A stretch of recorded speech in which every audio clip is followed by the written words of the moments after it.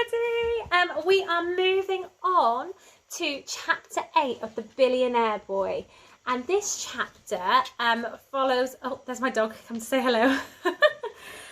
This chapter follows when the boys had to encounter some pretty awful food in the canteen just to escape the grubs. But the grubs managed to catch Joe whilst he was waiting for Bob outside the toilets, and he agreed to make a deal with them. And I wonder what that deal is. I wonder if we're going to find out in the next chapter, or is David Walliams going to keep it a secret for a little bit longer? Let's find out.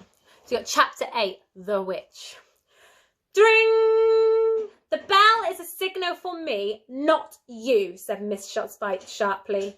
Teachers love saying that. It's one of their catchphrases, as I'm sure you know. The all-time top 10 of teachers' catchphrases goes like this. At 10, walk, don't run. A non-mover at 9. Are you chewing? Up 3 places to 8. I can still hear talking. A former number 1 at 7. It doesn't need discussion. A new entry at 6.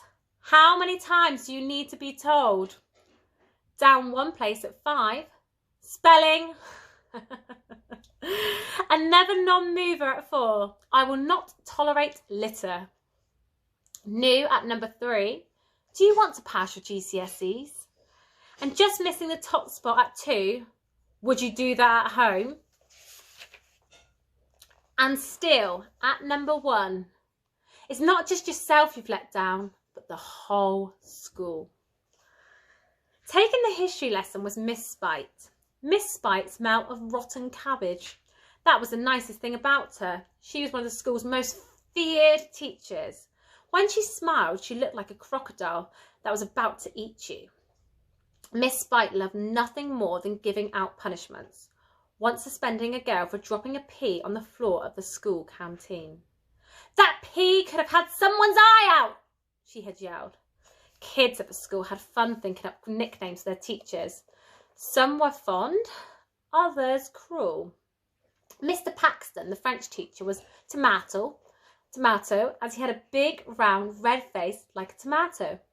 The headmaster, Mr. Duss, was called the tortoise, as he looked like one. He was very old, extremely wrinkly, and walked impossibly slow.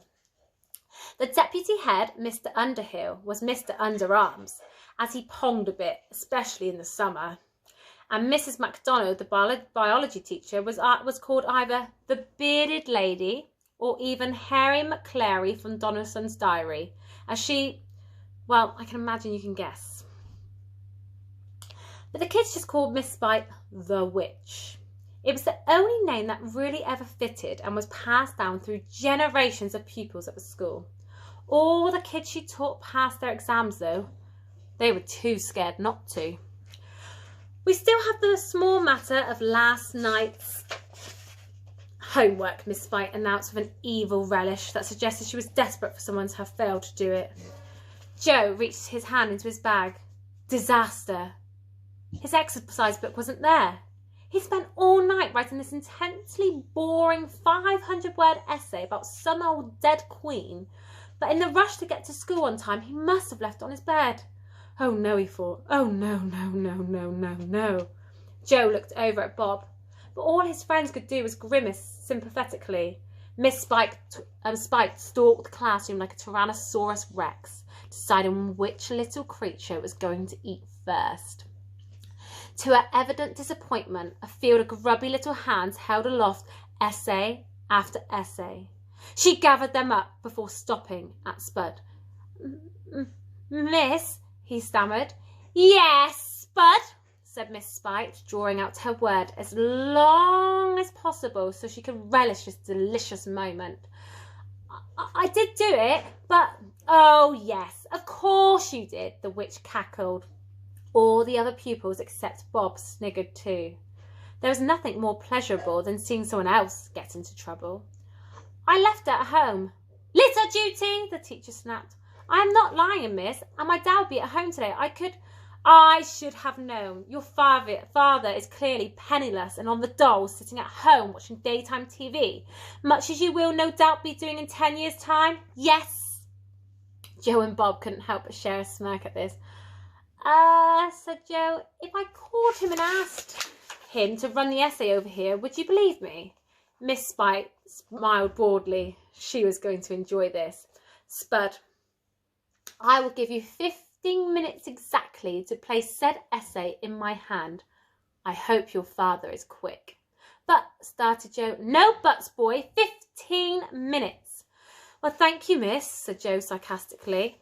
You're quite welcome, said the witch. I like to think that everyone gets a fair chance to rectify their errors in my class. She turned to the rest of the class. The rest of you are dismissed, she said. Kids started to spill out into the corridor. Miss Spite leaned after them and screamed, Walk! Don't run! Miss Spite couldn't resist another catchphrase. She was the queen of the catchphrase, and now she couldn't stop.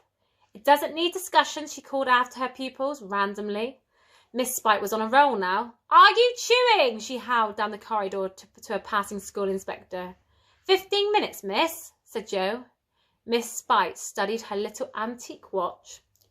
14 minutes, 51 seconds in point of fact. Joe gulped.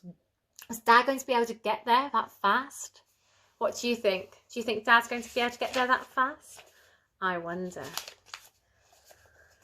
Okay, so that is the end of chapter 8. I hope you are enjoying the story so far, and I look forward to reading chapter 9 with you tomorrow. Bye!